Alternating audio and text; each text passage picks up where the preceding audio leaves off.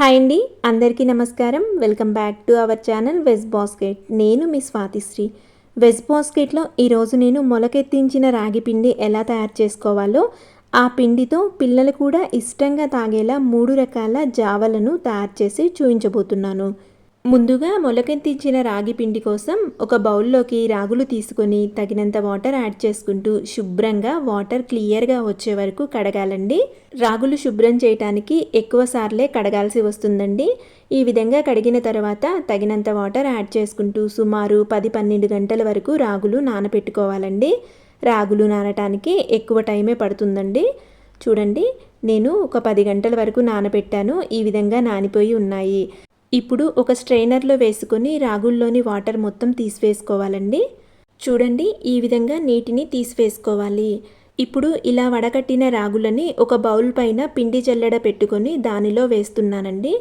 ఈ విధంగా జల్లెడలో వేసుకున్న తర్వాత ఒకసారి సమానంగా అనుకొని ఒక మూతని పెట్టుకొని మొలకల కోసం పక్కకు పెట్టుకోవాలండి.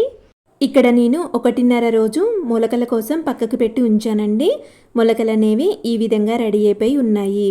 మీకు ఇంకొంచెం పెద్ద మొలకలు కావాలంటే ఇంకొంత సమయం వరకు పక్కకు పెట్టుకొని ఉంచుకోవాలండి. ఇలా వెడల్పుగా ఉండే జల్లెడలో మొలకలను తయారు చేసుకోవటం వల్ల మొలకలు అనేవి వాసన రాకుండా చాలా బాగా వస్తాయండి. ఇప్పుడు ఈ మొలకలను ఒక క్లాత్ మీద వేసుకొని పలుచగా స్ప్రెడ్ చేసుకొని ఎండకి బాగా ఎండబెట్టుకోవాలండి. చూడండి, ఇక్కడ మొలకలు అనేవి ఎండిపోయాయి.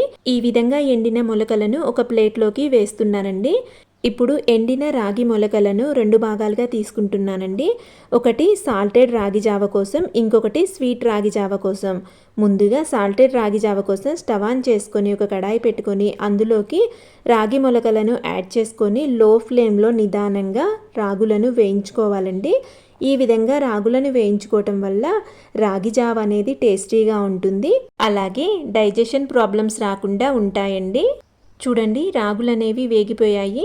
ఇప్పుడు స్టవ్ ఆఫ్ చేసుకొని రాగులను ఒక ప్లేట్లోకి వేసుకొని చల్లారనివ్వాలి. ఇప్పుడు చల్లారిన రాగి మొలకలను ఒక మిక్సీ జార్లోకి తీసుకొని మెత్తగా పౌడర్ చేసుకోవాలండి. చూడండి, ఈ విధంగా మెత్తగా పౌడర్ చేసుకొని ఒక జల్లెడలో వేసుకొని జల్లించుకోవాలండి. జల్లించగా వచ్చిన దానిని ఇంకొకసారి పౌడర్ చేసుకొని ఇందులో కలుపుకొని పిండిని పూర్తిగా వేడి చల్లారనిచ్చి ఒక ఎయిర్ టైట్ కంటైనర్లో వేసుకొని స్టోర్ చేసుకోవాలండి. ఇప్పుడు సాల్టెడ్ రాగి జావ కోసం ఒక బౌల్ తీసుకొని అందులోకి 3 టీ స్పూన్స్ రాగి పిండిని యాడ్ చేసుకొని రుచికి తగినంత ఉప్పును యాడ్ చేసుకోవాలండి. ఇక్కడ ఒక పెద్ద గ్లాస్తో వాటర్ తీసుకుంటున్నానండి. ఇవి సుమారు 250 ml ఉంటాయి. ఇప్పుడు ముందుగా కొంచెం వాటర్ని యాడ్ చేసుకొని పిండి ఉండలు లేకుండా బాగా కలుపుకోవాలి.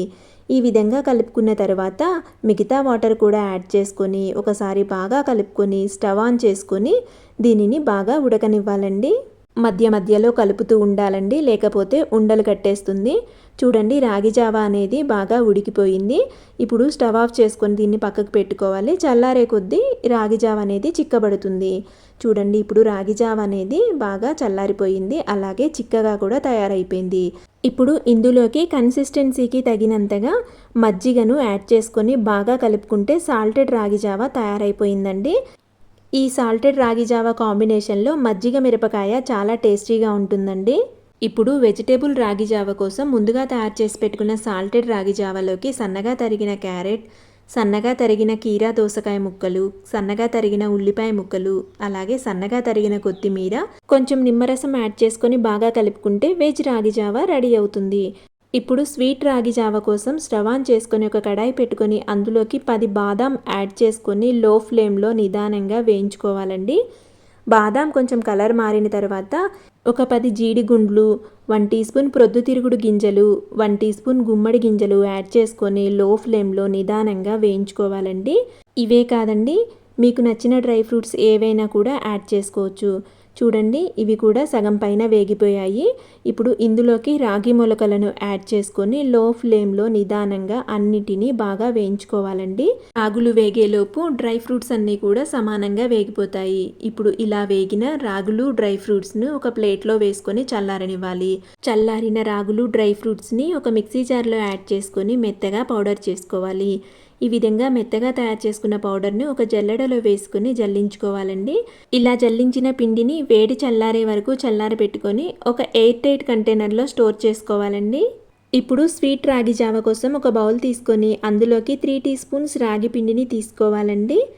అలాగే 3 టీ స్పూన్స్ బెల్లం తురుముని లేదా బెల్లం పౌడర్ని తీసుకోవాలండి. స్వీట్నెస్ ఎక్కువ కావాలనుకునే వాళ్ళు ఎక్కువగా యాడ్ చేసుకోవచ్చు. ఇప్పుడు ఇక్కడ నేను ఒక పెద్ద గ్లాస్తో వాటర్ తీసుకుంటున్నానండి. ఇవి సుమారు 250 ml ఉంటాయి. ఇప్పుడు కొంచెం వాటర్ని యాడ్ చేసుకొని ఉండలు లేకుండా పిండిని బాగా కలుపుకోవాలి. ఇలా కలుపుకున్న తర్వాత మిగతా వాటర్ని కూడా యాడ్ చేసుకొని బాగా కలుపుకొని స్టవ్ ఆన్ చేసుకొని రాగి జావను ఉడికించుకోవాలండి. మధ్య మధ్యలో కలుపుతూ ఉండాలండి, లేకపోతే ఉండలు కట్టేస్తుంది. ఇప్పుడు ఇది బాగా ఉడికిపోయి దగ్గరగా వచ్చేసిందండి. ఇప్పుడు స్టవ్ ఆఫ్ చేసుకొని చల్లార్చుకోవాలి. చూడండి, రాగి జావ చల్లారిపోయింది. ఇప్పుడు ఒకసారి బాగా కలుపుకోవాలండి. రాగి జావ చల్లారే క్రమంలో బాగా కలుపుతూ ఉంటే పైన లేయర్ అనేది ఫామ్ అవ్వకుండా ఉంటుంది. ఇప్పుడు ఇందులోకి కన్సిస్టెన్సీకి తగినంతగా కాచి చల్లార్చిన పాలను యాడ్ చేసుకొని అలాగే డ్రై ఫ్రూట్స్ తరుగును కూడా యాడ్ చేసుకొని బాగా కలుపుకోవాలండి. ఇలా డ్రై ఫ్రూట్స్ తరుగును యాడ్ చేయటం వల్ల రాగి జావ తాగేటప్పుడు మధ్య మధ్యలో తగులుతూ చాలా టేస్టీగా ఉంటుందండి. అంతేనండి, ఎంతో టేస్టీగా ఉండే మొలకెత్తించిన రాగి పిండితో 3 రకాల జావలు రెడీ అయిపోయాయి. రెసిపీ నచ్చినట్టయితే లైక్ చేయండి, షేర్ చేయండి, కమెంట్ చేయండి. ఇటువంటి మరిన్ని రెసిపీస్ కోసం నా ఛానల్ను తప్పకుండా సబ్స్క్రైబ్ చేసుకోండి. Thank you for watching.